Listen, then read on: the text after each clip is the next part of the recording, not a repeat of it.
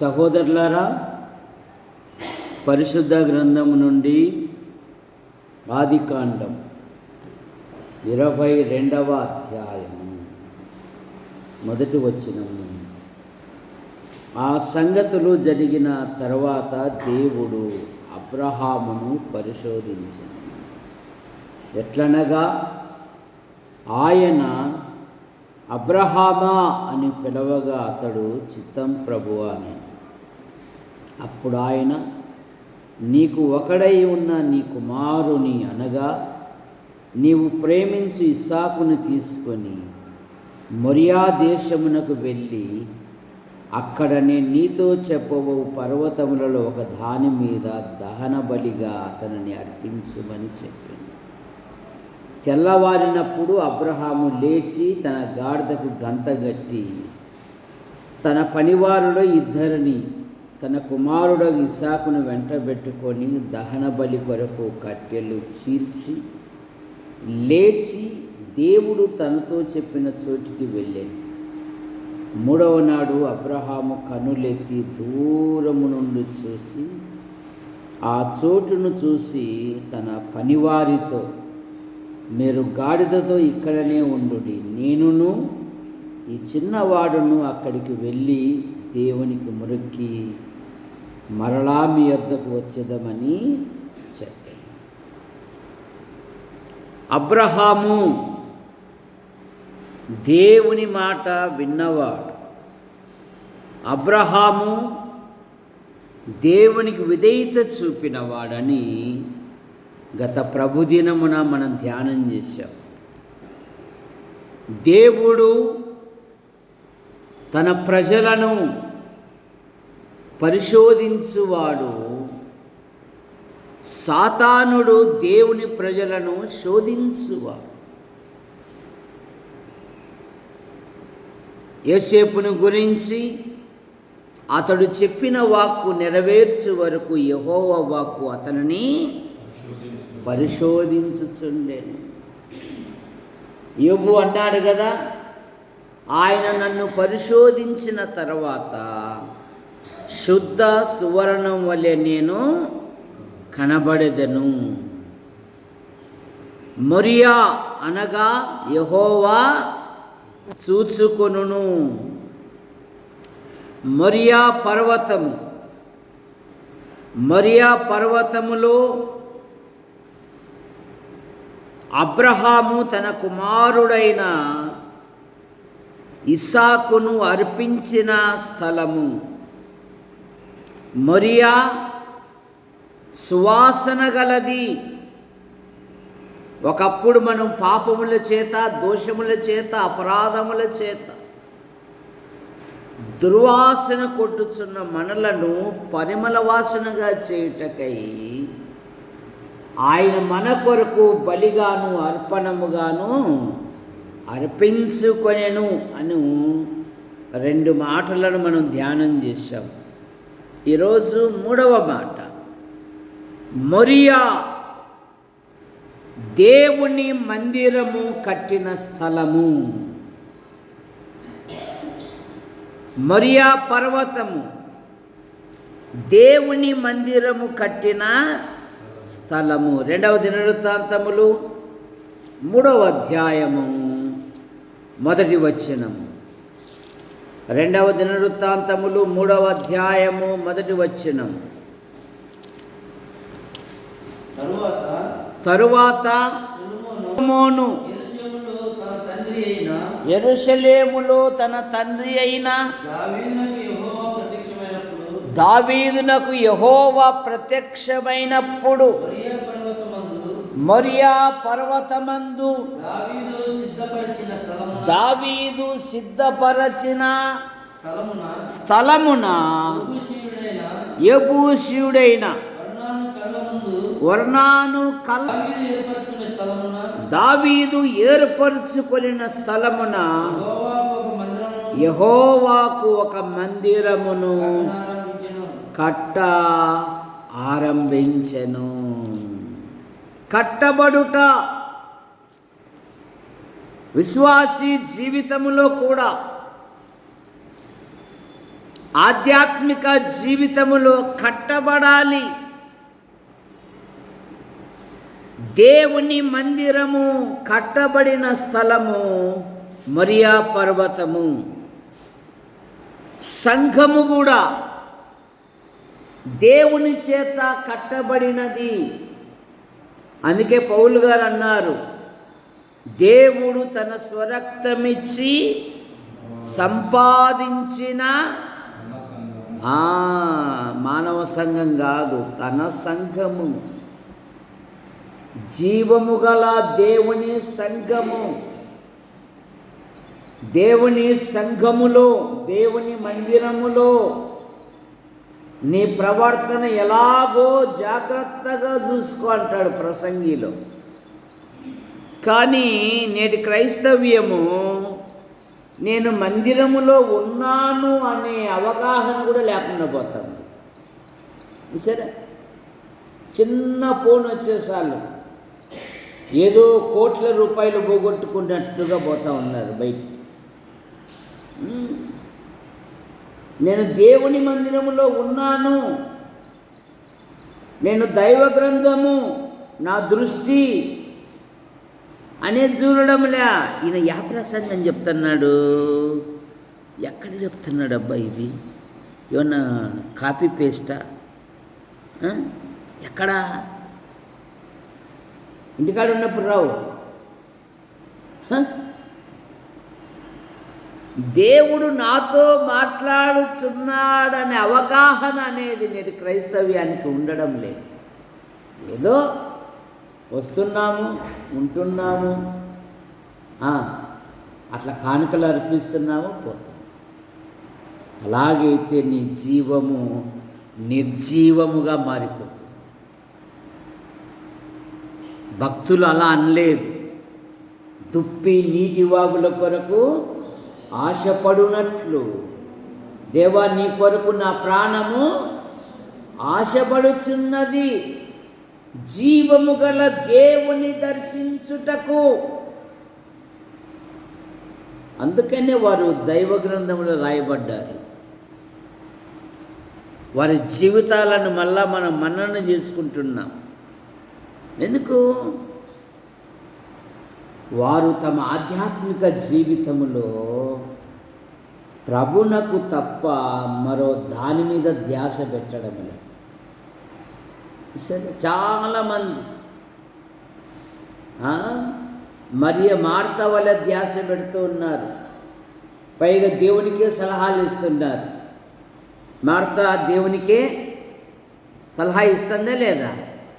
ఏం ప్రభు ఆడే కూర్చుంది, ఇంతమంది వచ్చారు, నేను ఒక్కదాన్ని కష్టపడి కోసి కాయగూరలు కోసి కొంత హెల్ప్ చేయమనకూడదా? అమ్మా, ఆ పనులు ఎప్పుడూ ఉంటాయి, కానీ నేను మీతో ఉండనుగా. మరియా ఏం కోరుకుందంటమ్మా? కృపమ్మ ఉత్తదాన్ని కోరుకుందా? ఉత్తదాన్ని కాదమ్మా, ఉత్తమమైన దానిని. ఏం కోరుకుందామే? ఉత్తమమైన దానిని. రక్షకుడు నాకు దొరికాడు.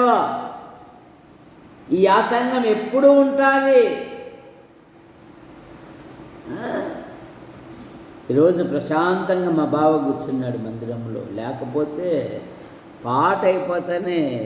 చూసారా మదర్సం బావ వారంలో ఒక 2.5 గంట కట్టేస్తామంటే ఇగిలించుకొని పోవడమే తప్ప కూర్చుందామని లేదు.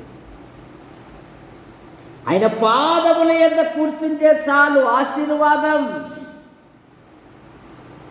ఆయన సన్నిధిలో కూర్చుంటే చాలు దీవెన. ఆయన సన్నిధిలో పరిచర్య చేస్తే చాలు ఆశీర్వాదం అనే భావన నేటి క్రైస్తవ్యానికి ఉండడము లేదు. ఎక్కడ బలి అర్పించాడో, ఇస్సాకు బదులుగా ఎక్కడ బలి అర్పించాడో అక్కడ మందిరము కట్టబడింది. సర్వ ప్రజల పాప నివారణ కొరకు ఒక్క బలి అర్పించాడు ఆయన. సంవత్సరం బలులు అర్పించలే. ఎబ్రీ పత్రిక 10వ అధ్యాయము 12వ వచనం.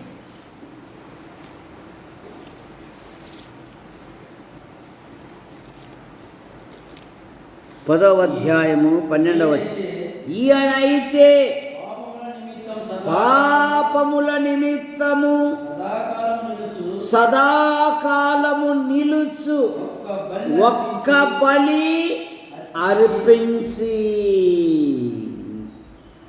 సంవత్సరమైన బలి చేయాలి. కానీ మతస్థుడు సంవత్సరము ఏం చేస్తున్నాడు? బలి అర్పిస్తూనే ఉన్నాడు. క్రిస్మస్కు పుట్టినాడు అంటున్నాడు, దుఃఖ దినాలు అంటున్నాడు, శుభ శుక్రవారం చనిపోయాడు అంటున్నాడు, ఆదివారం లేచినాడంటున్నాడు. ఇంకా అయిపోయి భక్తి. ఇంకా మళ్ళీ నవంబర్ నుండి పుట్టుకొస్తుంది వీళ్ళకి భక్తి. ఈయనైతే ఒక్క బలి అర్పించి ఒక్కసారే సర్వ ప్రజల పాప నివారణ కొరకై బలి అర్పించి అప్పటి నుండి తన శత్రువులను తన పాదములకు పాదపీఠము చేయబడు వరకు కనిపెట్టుచు దేవుని కుడిపార్శ్వమున ఆసీనుడై ఉన్నాడు. ఒక్క అర్పణ చేత ఈయన పరిశుద్ధపరచబడు వారిని సదాకాలము సంపూర్ణులుగా చేసి ఉన్నాడు. మరియా దేవుని మందిరము కట్టబడిన స్థలము. సొలొమోను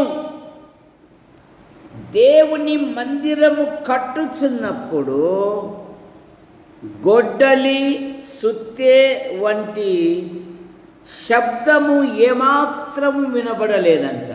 మొదటి రాజుల గ్రంథం 6వ అధ్యాయం 7వ వచనం. మొదటి రాజుల గ్రంథం 6వ అధ్యాయము 7వ వచనం.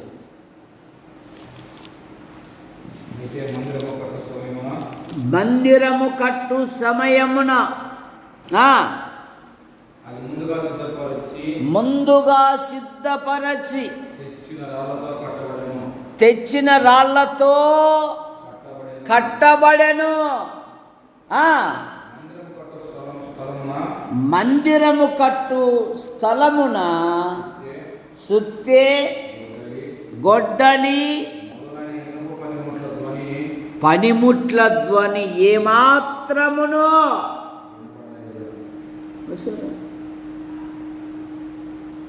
లోక సంబంధమైన మందిరాలలో వినపడతా ఉంటాయి పనిముట్ల ధ్వని. దేవుని స్తోత్రం. గంధం దేవదానం గారికి దేవుడు గొప్ప మేలు చేశాడంట. ఆ మేలుకు బదులుగా దేవుని మందిరానికి ఆయన 10,000 సమర్పించుకున్నాడు. ఆయన కుటుంబాన్ని దేవుడు నిరంతరము దీవించునుగాక. ఏంటివి ఇవన్నీ? పనిముట్ల ధ్వని, శబ్దాలు లేనిదే నిద్ర రాదు కొందరు. సరే, పొగడ్తలో యేసు ప్రభువే చెప్పాడు, నువ్వు ఇచ్చినది నీ కుడి చేయి కూడా తెలకూడదు.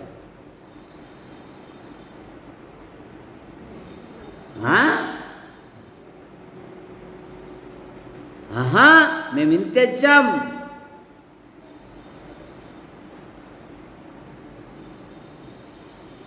వాళ్ళు అన్నారు కదా యేసు ప్రభు శిష్యులు, మేము సమస్తమును వదులుకున్నాం, మాకేమి.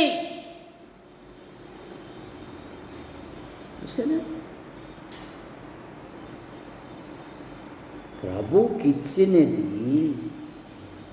రహస్యమందు చూసు దేవుడే నీకు ప్రతిఫలం ఇస్తాడు. నీ ఆధ్యాత్మిక జీవితములో, భ్రష్టమైన ఈ లోకములో నువ్వు ఒక మందిరముగా కట్టబడాలి. ఎఫెసు పత్రిక 2వ అధ్యాయం 8వ వచనం, 2వ అధ్యాయము 8, 9 వచనాలు. ఎఫెసీయులకు రాసిన పత్రిక.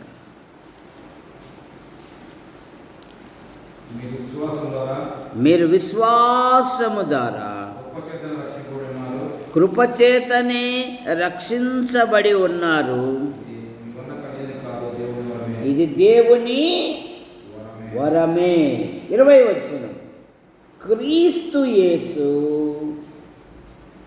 ముఖ్యమైన మూలరై ఉండగా అపోస్తులను ప్రవక్తలను వేసిన పునాది మీద మీరు కట్టబడి ఉన్నారు. ప్రతి కట్టడమును ఆయనలో చక్కగా అమర్చబడి ప్రభునందు పరిశుద్ధమైన దేవాలయమగుటకు వృద్ధి పొందుతున్నది. ఆయనలో మీరు కూడా ఆత్మ మూలముగా దేవునికి నివాస స్థలమై ఉండుటకు కట్టబడచ్చు. విశ్వాసి కట్టబడాలి.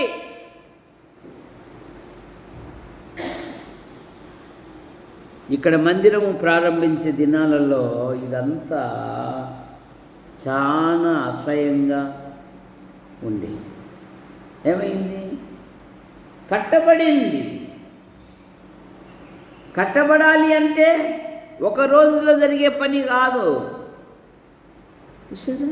నీ ఆధ్యాత్మిక జీవితములో నిన్ను నీవు కట్టుకోవాలి. ప్రభులో నువ్వు కట్టబడాలి. కొలస్సీ పత్రిక 2వ అధ్యాయం, కొలస్సీలకు రాసిన పత్రిక 2వ అధ్యాయం,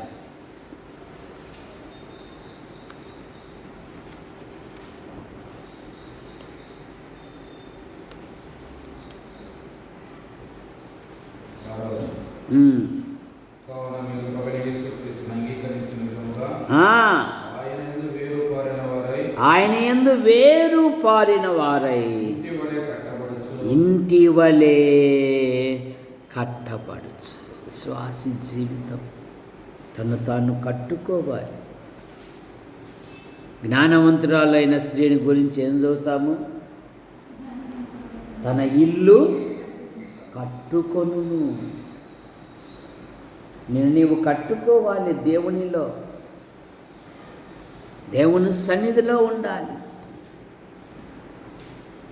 ఆత్మ సంబంధమైన మందిరముగా మీరు కట్టబడుచున్నారు. 1 పేతురు పత్రిక 2వ అధ్యాయములో, 1 పేతురు పత్రిక 2వ అధ్యాయం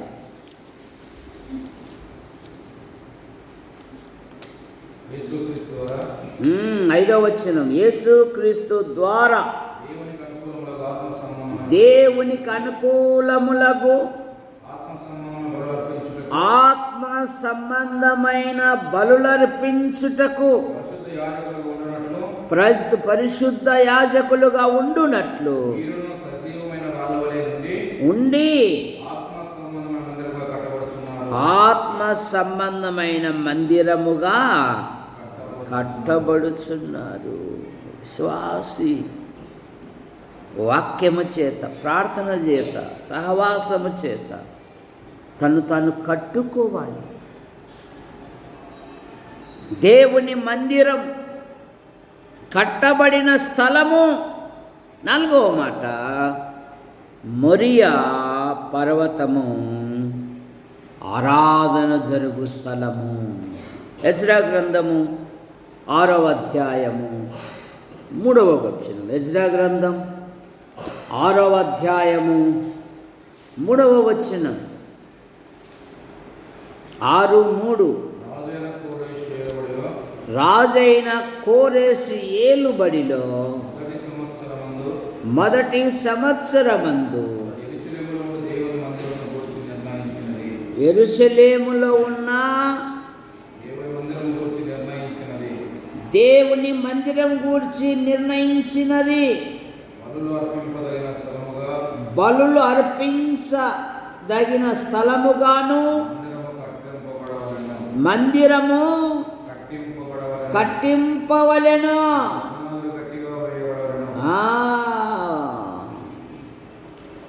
బలులు అర్పించు స్థలముగా యెరూషలేములో ఉండు దేవుని మందిరము గూర్చి కోరేసు రాజు నిర్ణయించినదేమనగా, బలులు అర్పింపదగిన స్థలముగా మందిరము కట్టబడవలెను. దేవునికి బలులు అర్పించే స్థలం పాత నిబంధనలో ఇశ్రాయేలీయుడు దేవుడు తనకు చేసిన మేలను బట్టి, తనను ఆశీర్వదించిన విధానాన్ని బట్టి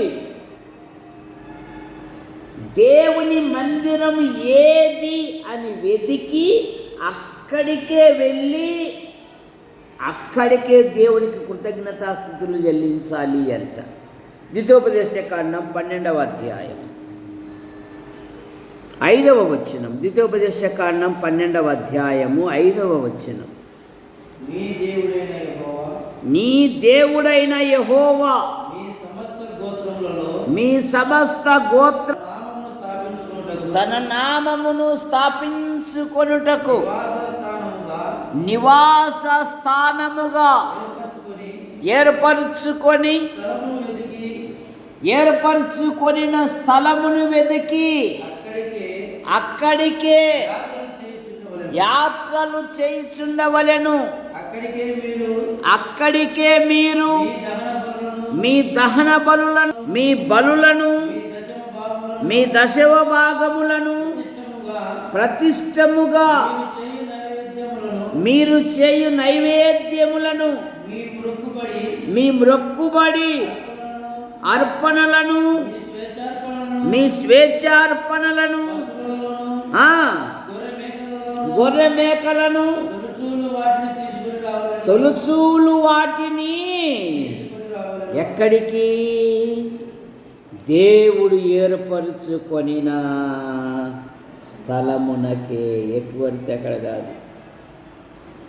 సరే, చాలామంది ఒకసాట దైవిక విషయాలు నేర్చుకుంటారు, ఆధ్యాత్మికమైన విషయాలు నేర్చుకుంటారు. తీర ఫలాలు ఇచ్చేటప్పుడు ఎక్కడెక్కడికో పోయి ఇస్తూ ఉంటారు. అలా వెళ్ళకూడదు. ద్వితీయోపదేశ కాండములో పలుమార్లు దేవుడు ఏర్పరచుకొనిన స్థలం, దేవుడు ఏర్పరచుకొనిన స్థలం, దేవుడు ఏర్పరచుకొనిన స్థలం అని 4 మార్లు రాయబడి ఉంది. 16వ అధ్యాయము 2వ వచనం.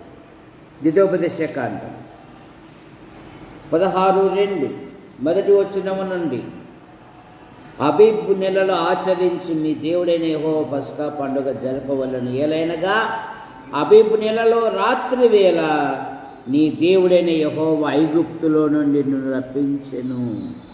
యెహోవా తన నామమును స్థాపించుకొనుటకై ఏర్పరచుకొనిన స్థలములోనే, ఎక్కడో కాదు. నీకు విద్యాబుద్ధులు నేర్పి, దేవుని యందు భయభక్తులు నేర్పి, ప్రార్థన విధానం నేర్పి, మోకరించు అనుభవం నేర్పి, దేవుని వాక్యం ప్రకటించటం నేర్పి, సరే నువ్వు నేర్చుకొనిన స్థలములోనే, ఎటు పడితే అటు పోకూడదు. ఏమంటున్నాడు? నీ దేవుడైన యెహోవాకు పస్కా ఆచరించి గొర్రె మేకల్లో కానీ గోవుల్లో కానీ బలి అర్పించవలెను. 26వ అధ్యాయము 2వ వచనం. ద్వితీయోపదేశ కాండం 26:2. నీ దేవుడైన యెహోవా నీకు ఇచ్చుచున్న నీ భూమిలో నుండి నీవు కూర్చుకున్న భూఫలములన్నిటిలో ప్రథమ ఫలములను తీసుకొని గంపలో ఉంచి నీ దేవుడైన యెహోవా తన నామమునకు మందిరముగా ఏర్పరుచుకొను స్థలమునకు వెళ్ళి. 4 మాటలు. నీ దేవుడైన యెహోవా ఏర్పరుచుకొనిన స్థలము అనే పదము 4 మార్లు చూస్తాం. ఎటు పడితే అటు కాదు. చూసారా? ఇప్పటికీ ఈ సంఘములో ఆధ్యాత్మికంగా మేలు పొంది వారు ఉద్యోగరీత్యా దూర ప్రాంతాల్లో ఉన్నా కూడా వారు ఫోన్ చేసి పలకరించి అప్పుడప్పుడు చిన్న చిన్న కానుకలు పంపుతూ ఉంటారు. అందును బట్టి మేము ప్రభుని స్తుతిస్తాం. ఎందుకు? దేవుని పని అనేది విన్నవాడు మర్చిపోలేదు, అది చాలు మాకు. నేర్చుకున్నవాడు మర్చిపోలేదు, అది చాలు మాకు. సరే, మేము ఈ స్థితిలో ఉన్నాము అంటే ఇదిగో పలానా సహోదరుడు అనే మాటలు చెప్పినప్పుడు దేవుని వాక్యం ప్రకటించిన సహోదరునికి ఎంతో బలం. చూసారా? అప్పుడప్పుడు హెచ్చరిస్తూ ఉంటారు, అయ్యగారు బాగున్నారా? బాగున్నాము. అక్క పిల్లలు ఎట్లున్నారు? ఒక చిన్న కానుక పంపాము, స్వీకరించండి, మా కొరకు ప్రార్థన చేయండి అని. అదెంతో సంతోషం, ఒక ప్రోత్సాహం మాకది. అంతేగాని తప్పులు పట్టుకుంటూ ప్రకటిస్తూ తప్పుడు సమాచారం చేసి చెప్పువానికి నష్టమే కానీ లాభం ఏమీ రాదు. అంతకంతకు చెడిపోతారు. నీ దేవుడైన యెహోవా ఏర్పరుచుకొనిన స్థలమునకే 10 మంది కుష్ఠరోగులు బాగైనప్పుడు బాగు చేసిన వాడెవరు? బాగు చేసిన వాడెవరు? బాగు చేసిన వాడు ప్రభు. బాగుపడినవాడు ఏం చేయాలా? బాగు చేసిన వాడి దగ్గరికి రావాలి. వాడొక్కడొచ్చాడు, దేవాలయము కంటే గొప్పవాడు. వాడు పరిగెత్తుకుంటూ వచ్చి ఆయన పాదముల మీద పడి ఆయనకు కృతజ్ఞతాస్తుతులు చెల్లించాడు. వాడు సమరయుడు. మరియా పర్వతము ఆరాధన జరుగు స్థలం. ఇందాక సహోదరులు సంఘము తరపున ఆయన మరణ పునరుత్థానాలను జ్ఞాపకం చేసుకొని ఆయనను స్తుతించారు, ఆయనను గణపరిచారు, ఆయనను మహిమపరిచారు. మరియా పర్వతము ఆరాధన జరుగు స్థలము. దేవుని స్తుతించే స్థలం. నీ జీవితంలో దేవుడు గొప్ప అద్భుతాలు జరిగించాలి అంటే, గొప్ప కార్యాలు జరిగించాలి అంటే ప్రభును స్తుతించుట, ప్రభునకు కృతజ్ఞతాస్తుతులు మానకను చెల్లించాలి. మన ప్రభు అయిన యేసుక్రీస్తు వారు చూడండి, యోహాను సువార్త 6వ అధ్యాయం 11వ వచనం. 6వ అధ్యాయము 11వ వచనం.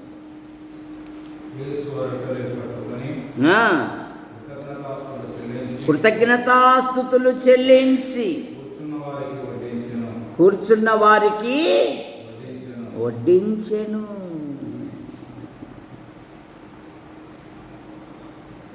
ఆ రొట్టెలు పట్టుకొని కృతజ్ఞతాస్తుతులు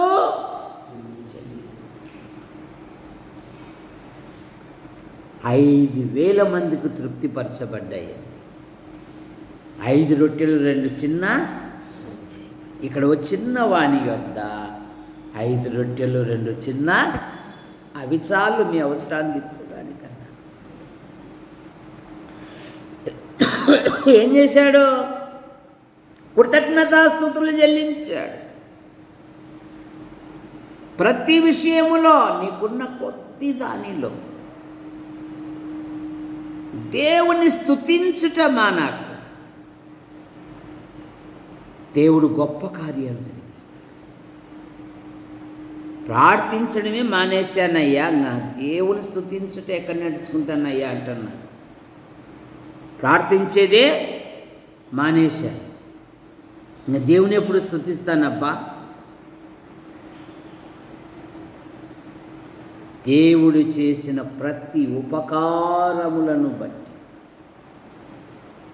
ప్రభును స్తుతించాలి, ప్రభుని గణపరచాలి. చూడండి, భయంకరమైన ఓడ ప్రమాదములో ఉన్నారు. పౌలు గారు తనతో ఉన్నవారితో చెప్తున్నాడు, అయ్యా గత రాత్రి దేవదూత వచ్చి నువ్వేం భయపడాకు, నీతో ఉన్నవారు నీతో కూడా వస్తారు, నువ్వు ధైర్యంగా ఉండు అన్నప్పుడు ఆపద సమయంలో కూడా పౌలు గారు దేవునికి కృతజ్ఞతాస్తుతులు చెల్లించాడు. అపోస్తుల కార్యాలు 28వ అధ్యాయము 15వ వచనం. 28:15. అక్కడ నుండి మా సంగతి విని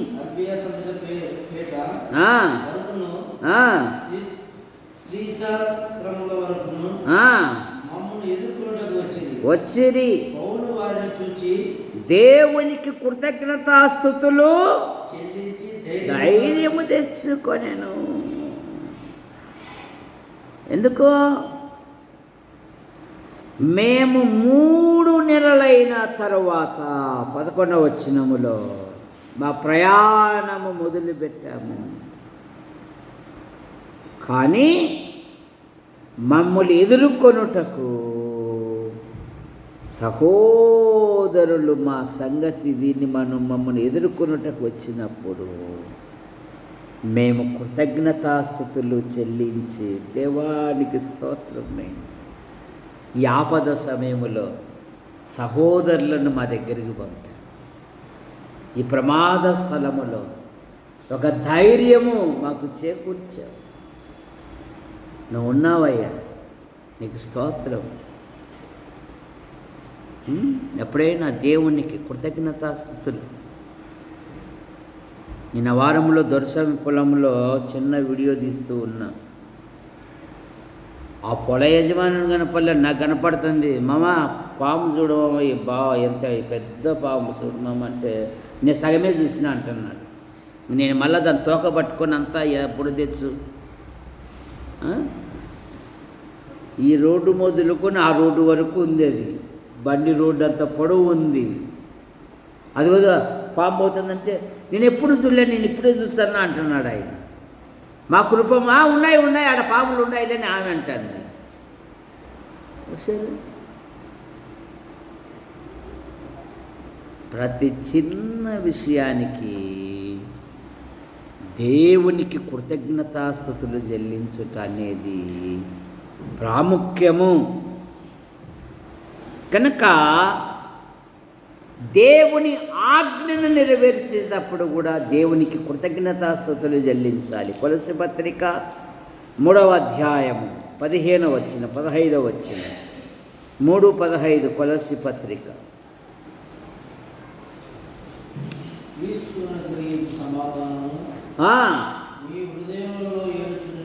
ఏలుచుండు నీయుడి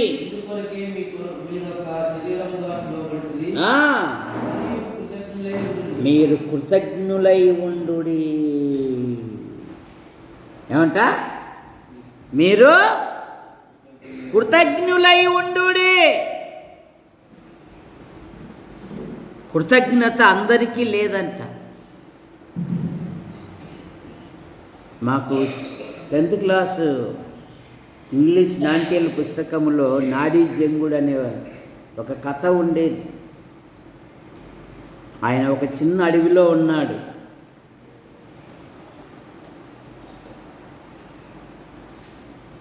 ఆయన ఒక యాత్రికుని వర్షం వస్తూ ఉంటే చేర్చుకున్నాడు. వర్షంలో ఎక్కడ తడిసిపోతావు, ఇక్కడ ఉండు అని. ఆ యాత్రికుని ఒక వెండి పొలంలో భోజనం పెట్టాడు ఆ నాడి జంగుడు అనేవాడు. వాడు లోపలికి వచ్చి చూస్తే ఓయబ్బా ఓయబ్బా ఏందబ్బా ఈ అడవిలో ఒక్కడే ఎట్లున్నాడబ్బా, అందులో వెండి పళ్ళెంలోనే భోజనం పెట్టాడే, ఇంకా లోపల ఎంత ఆస్తి ఉంటుందో అని ఆ ముసలోని గొంతు బిసికి ఆయన దగ్గర ఉండేదంతా దోచుకొని పోయినాడు. కొన్నాళ్ళకు కూడా చచ్చిపోయాడు. మున్సిపాలిటీ వాళ్ళు కూడా పారివేయడానికి రాలేదంట. ఆఖరికి వీధి కుక్కలు కూడా తినడానికి రాలేదంట. ఎందుకంటే వాడు కృతజ్ఞత లేనివాడు. వర్షములో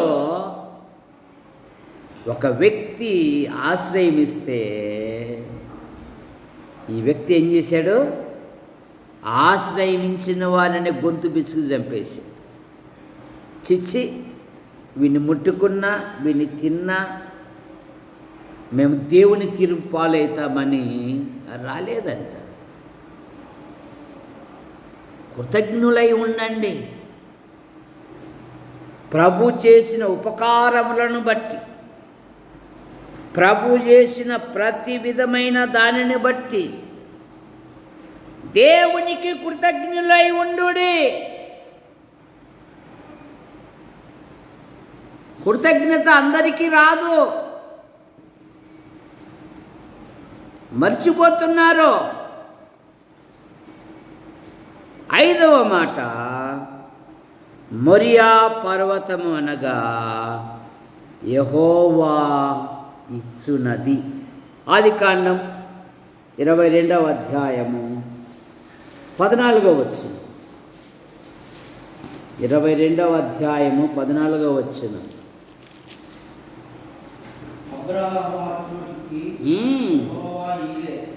యెహోవా ఈరే పేరు పెట్టెను, అందుచేత చూచుకొను. యెహోవా ఇచ్చునది అని ఒక పదము, యెహోవా చూచుకొనును అనేది ఇంకొక పదం. ఏమిచ్చాడా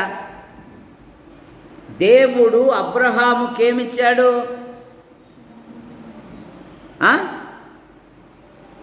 ఏమిచ్చాడమ్మా? ఆ పర్వతం మీద దేవుడు అబ్రహామునకు ఏమిచ్చాడు? పొట్టేళ్ళు ఇచ్చాడు. అబ్రహామా అబ్రహామా, ఆ చిన్నవాని మీద కత్తి వేయకుము, ఇందువలన నువ్వు దేవునికి భయపడువాడు అని రుజువవుతున్నది. ఇదిగో ఆ పొదలో తగులుకున్న పొట్టేలు దేవుడే ఇచ్చాడు, దేవుడే సిద్ధం చేశాడు.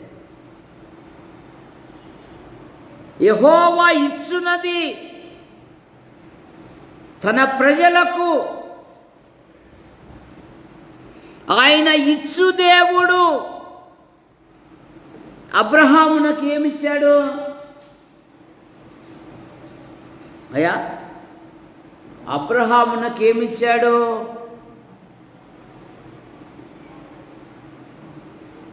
ఏమిచ్చాడు అబ్రహామునకు?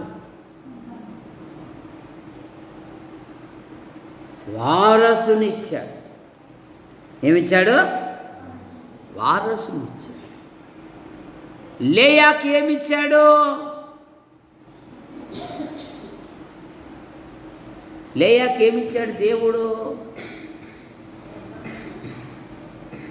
సంతానం ఇచ్చాడు. లేయా ద్వేషించబడుట యెహోవా. ఎంత శ్రేష్టమైన మాట అండి. లేయా ద్వేషించబడుట యెహోవా చూసి. ఎందుకంటే రాహేలేమో చాలా చక్కనిది. మామ మాయదారి మామ రాహేలి మీద మనసు పడ్డాడు మనవాడు యాకోబు. ఆ కాలంలో పోక్షన్ లైట్లు ఉన్నాయా? లేవు. తెల్లారి చూసానికల్లా పీసుల కళ్ళు ఉంది బెడ్రూమ్లో. ఏది మామ మనం ఏం మాట్లాడినావు, నువ్వేది మామ అంటే, అబ్బాయి నీకు ఆ అమ్మాయి కూడా మనసు ఉంది కదా, ఏదో వాడికి ఇచ్చేదానికంటే నీకే ఇస్తాను, కొలువు చేయన్నాడు. ఆడేమని రాయబడిందంటే, రాహేలు మీద ప్రేమతో 14 సంవత్సరాల కొలువు ఎలా ఉందంట? నిన్న మొన్న చేసినట్టుగా ఉందంట. సరే, లేయా ద్వేషించబడుట యెహోవా చూచి సంతానమిచ్చాడు. దేవుని ప్రజలకు వాగ్దాన దేశం ఇచ్చాడు. దావీదునకు, అడవులో ఉన్న దావీదునకు రాజ్యాన్నిచ్చాడు. సొలొమోనునకు జ్ఞానము, ఐశ్వర్యము, ఘనత ఇచ్చాడు. యోబునకు 2 ఇచ్చాడు. యెహోవా ఇచ్చునది. ఈ దినాలలో దేవుడు సంఘానికి ఈవులనిచ్చాడు.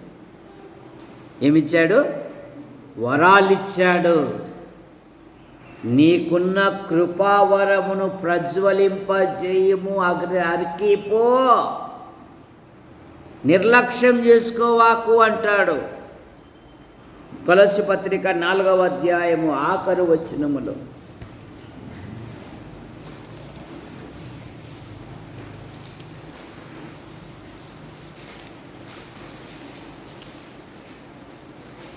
పదిహేడవ వచనం, ప్రభునందు నీకప్పగింపబడిన పరిచర్య నెరవేర్చుటకు దానిని గూర్చి జాగ్రత్త పడుడని అర్కీపుతో చెప్పుడి. దేవుడు నీకు పరిచర్య అప్పగించాడు. పౌలు తిమోతితో నీకున్న కృపావరమును ప్రజ్వలింపజేయుము అన్నాడు. పేతురు గారు అన్నారు, ఈ గుడారములో ఉన్నంత వరకు మిమ్మల్ని ప్రజ్వలింపజేయడమే అన్నాడు.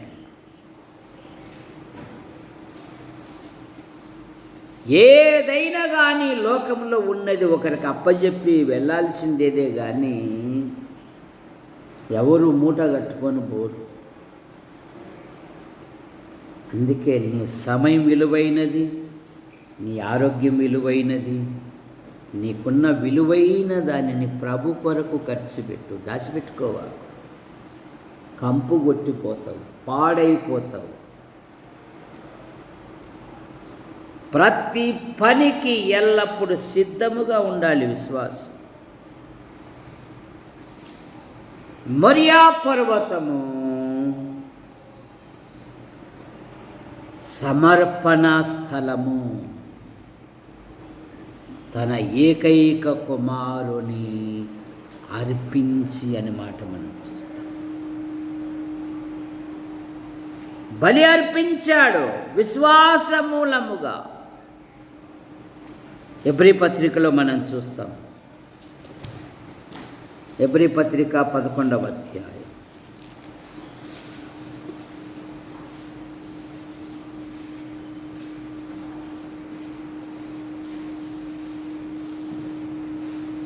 పదిహేడు 19 అబ్రాము శోధింపబడి విశ్వాసమును బట్టి చదువు.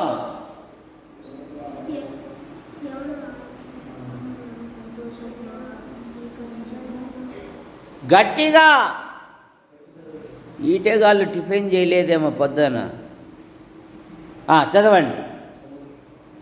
అబ్రహాము శోధింపబడి విశ్వాసమును బట్టి నల్లా వెనకబోయింది. బలి అర్పించెను.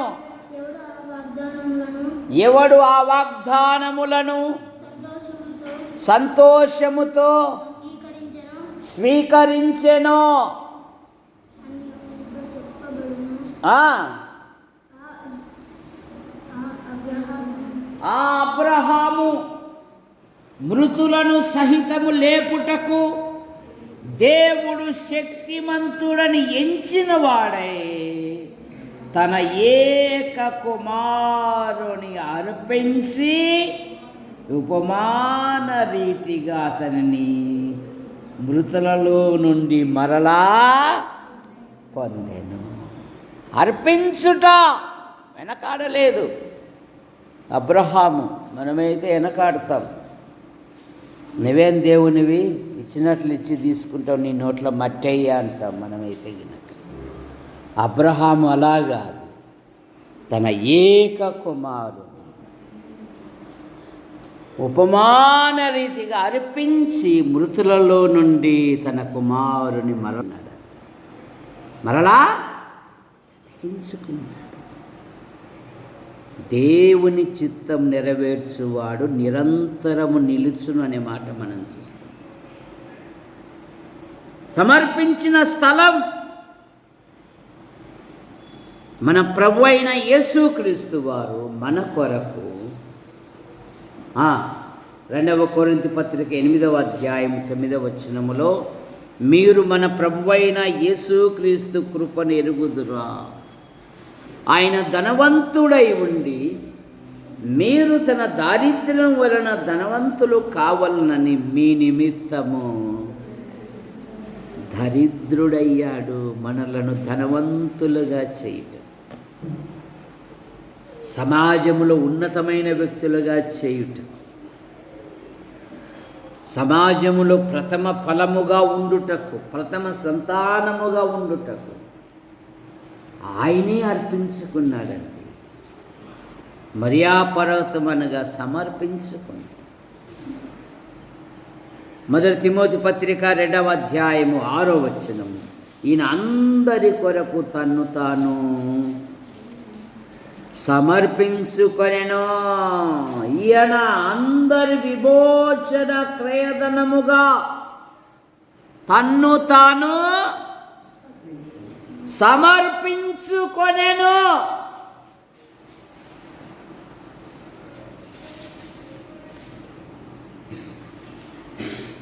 ఆయనను నా చిత్తము కాదు నీ చిత్తమే సమర్పించుకున్నాడు. ఆయన మనలను ఉన్నతములుగా చేయాలి. కానీ ప్రభు పట్ల మనం ఎలాగుంటాం? 7వ మాట మొరియా పర్వతము అనగా యెహోవా చూచుకొనే స్థలము. యెహోవా ఇచ్చున్నది, యెహోవా చూచుకొనే దేవుడు. ఆగరు ఏం పేరు పెట్టినది? చూచుచున్న దేవుడవు నీవే. మన కుటుంబ పరిస్థితులు ఆయనకు బాగా తెలుసు. మన అక్కర్లేవో ఆయనకు బాగా తెలుసు. మనము హృదయపూర్వకంగా కృతజ్ఞతాస్తుతులు చెల్లించాలి. హృదయపూర్వకంగా ఆయనకు తెలియజేయాలి. చూడండి, మత్తయి సువార్త 6వ అధ్యాయము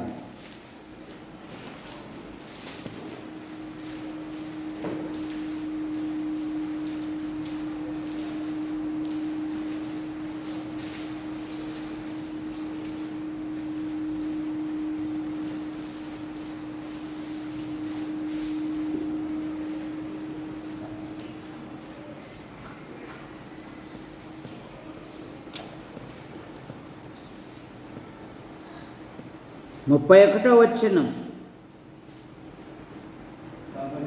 కాబట్టి ఏమి తందుమో, ఏమి త్రాగుదమో, ఏమి ధరించుకొందుమో అని చింతింపకుడి.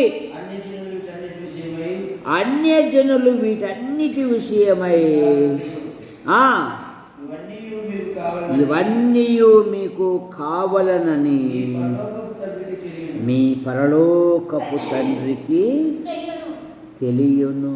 మీ తండ్రికి మీ అక్కర్లు తెలియను. మీకు అక్కరగా ఉన్నవేవో ఆయనకు తెలుసు.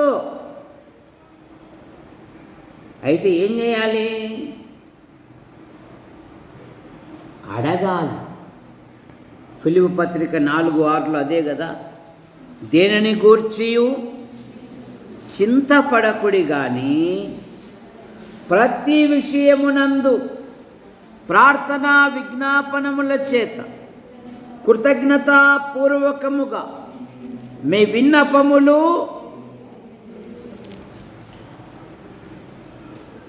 దేవునికి తెలియజేయుడి.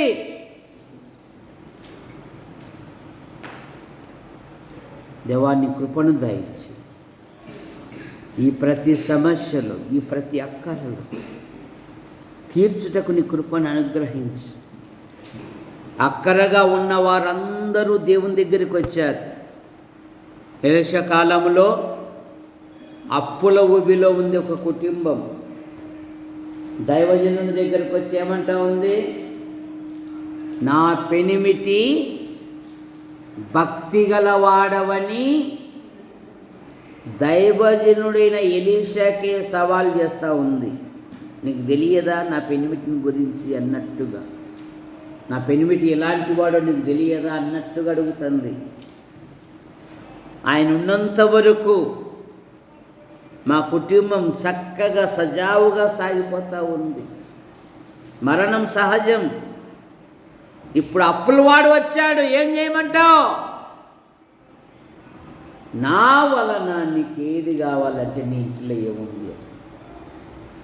నా ఇంటిలో కొద్ది నూనె కుండ ఉంది, చాలు పొమ్మ అవసరాలు తీర్చడానికి.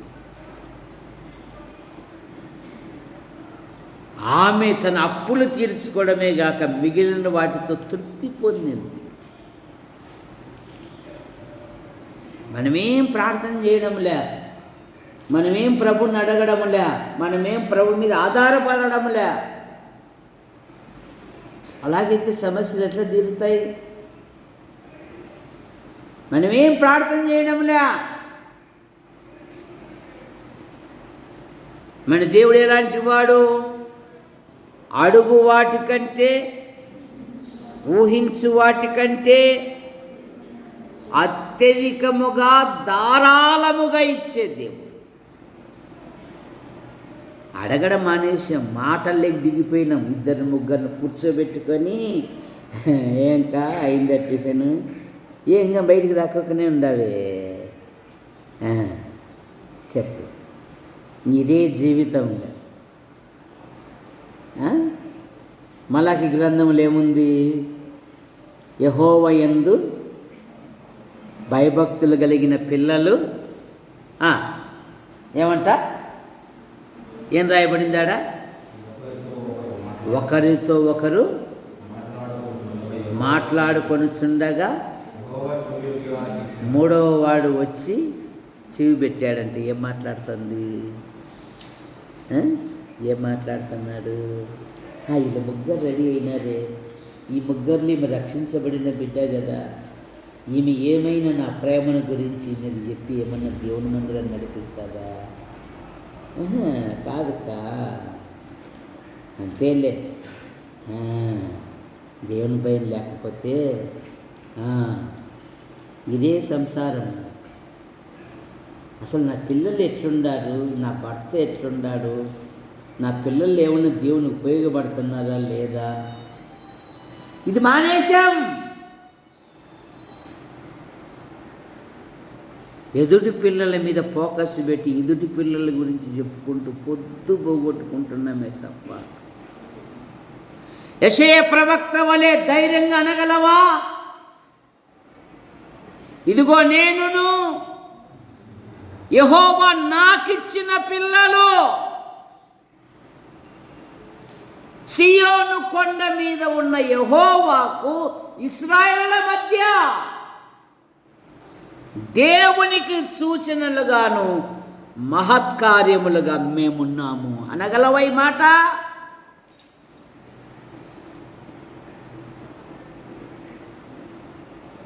విధేయతే లేదు, లోబడే స్వభావమే లేదు, తలగర్వం.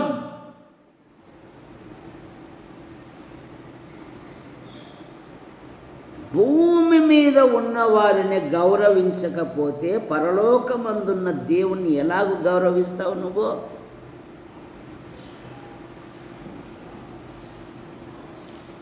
అని దేవుని వాక్యం చెప్తుంది, నా మాట కాదది.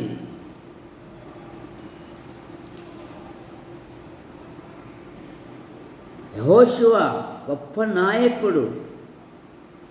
మీ ఇష్టమయ్యా, మీరు స్వతంత్రులు, వాగ్దాన దేశంలో ఉన్నారు, యుద్ధాలు లేవు, నెమ్మది ఉంది,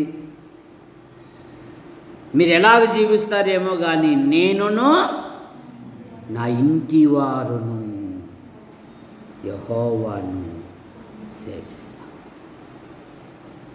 ఇవి లేవు. ఎలా ఉన్నాయి మన కుటుంబాలు? కనుక మొరియా అనగా యెహోవా చూసుకొనును. మొరియా పర్వతములో జరిగిన అద్భుతములు. మొరియా అనగా బలి అర్పించినదగిన స్థలం. మొరియా పర్వతము సువాసనకరమైనది. మొరియా పర్వతము దేవుని మందిరం కట్టబడిన స్థలం. మొరియా పర్వతము ఆరాధన జరుగు స్థలం, కృతజ్ఞతాస్తుతులు చెల్లించే స్థలం.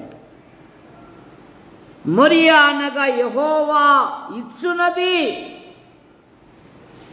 తన ప్రజలకు అనేకమైన వాగ్దానాలు ఇచ్చాడు, సంఘానికి ఈవులను ఇచ్చాడు ఆయన.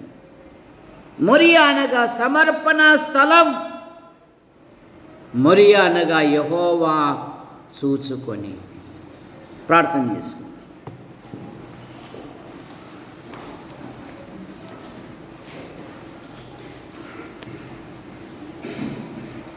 మా యేసు ప్రభువా, మీకే స్తుతి స్తోత్రములు చెల్లిస్తున్నాం. యాడికి క్రైస్తవ కూడిక గృహం చేర్చబడిన ప్రతి కుటుంబాన్ని బట్టి మీకు స్తోత్రములు.